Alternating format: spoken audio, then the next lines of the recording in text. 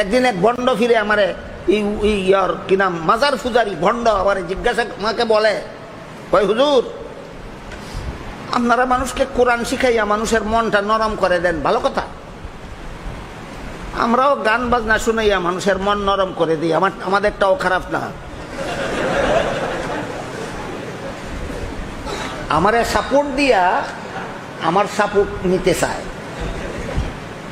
আমি বললাম ঠিক বলেছ, আমরাও মানুষের মন নরম করে দিই, কোরআন হাদিসের কথা বলে, তোমরাও গান বাজনা শুনাইয়া মানুষের মন নরম করে দাও।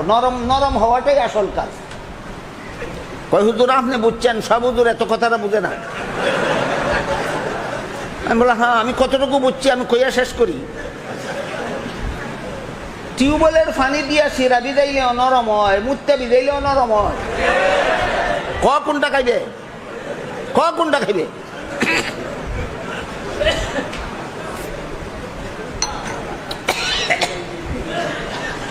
বলেন শিরা নরম করাই আসল কাজ না হালাল উপায়ে নরম করাই বড় কথা? মানুষের মন নরম করাই আসল কাজ না কোরআন হাদিসের কথার দ্বারা নরম করাই আসল উদ্দেশ্য? আসল উদ্দেশ্য। আর এক মাজার পূজারি বন্ডয় কয়, হুজুর আপনারা শরীয়তপন্থী, শরীয়তে তো গান বাজনা হারাম হয়, আমরাও জানি, আপনারা তো হারাম বলবেন। আমরা তো শরীয়তপন্থী না, আমরা মারিফতপন্থী। মারিফত হাসিল হইলে হারাম হারাম শরীয়তের হারাম হারাম থাকে না। মারিফত হাসিল হয়ে গেলে শরীয়তের হারাম হারাম থাকে না। আমি কই ঠিক কথা কইছ, কইলে যদি কই হইছে না তো মানতো না, তো এদিক কথা কইছ। হুজুর আপনি তো কইছেন ঠিক কথা কইছ। বেশিরভাগ আলেমরা এই সত্যটা স্বীকার করে না। আমি কই বেটা আমার কথাটা শেষ করতে দেয়। তুই যে কইছ মারিফত হাসিল হইলে শরীয়তের হারাম হারাম থাকে না, শরীয়তে গোবর খাওয়া হারাম। মৌলবীরা কইব এটা এরা শরীয়তপন্থী, তোরা তো মারিফতপন্থী, তোরার লাগি তো গোবর খাওয়া হারাম না। ভাত না খাইয়া গোবর খা।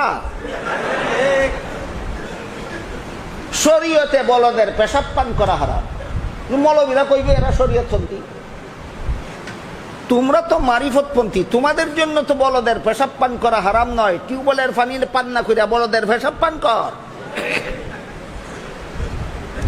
এই সমস্ত বন্ডাবিদের ভ্রান্ত মতবাদের জবাব দিয়া আল্লাহর কোন ওলি বলেন, ইলমে বাতিন হামচু মিসকা ইলমে জাহির হামচু শির।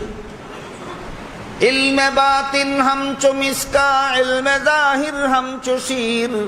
বেশিরে কাই মিসকা সওয়াদ কাই সওয়াদ বেশরএ পীর। এর অর্থ হইল শরীয়ত দুধের মতো, মারিফত ঘিয়ের মতো। দুধের মধ্যে মেহনত করলেই ঘি বের হয়ে আসে, পরিশ্রম করে শরীয়ত পালন করলেই মারিফত হাসিল হয়। এবার বলুন, মারিফত শরীয়তের বহির্ভূত জিনিস না ভিতরে? ভিতরে। যে দুধ মানে না তার কপালে যেমন ঘি নাই, যে শরীয়ত মানে না তার কপালে কোনোদিন মারিফত নাই। এটা হইল ইসলামের বিশুদ্ধ মতবাদ। একটা গল্প কই।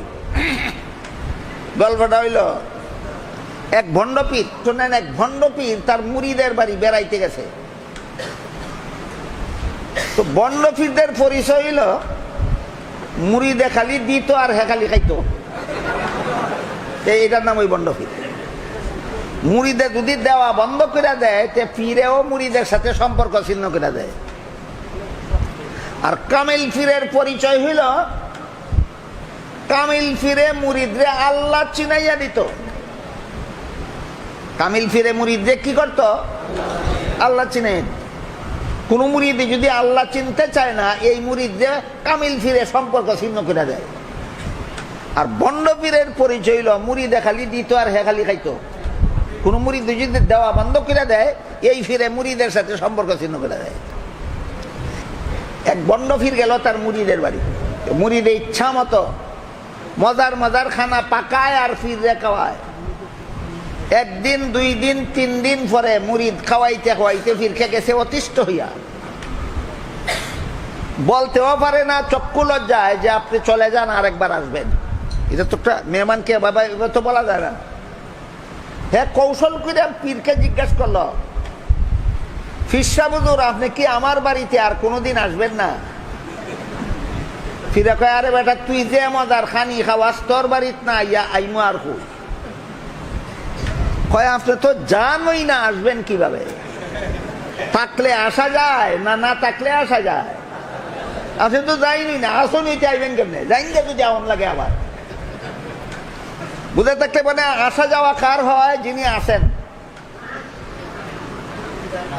আসেন হইতে আসা যাওয়া কি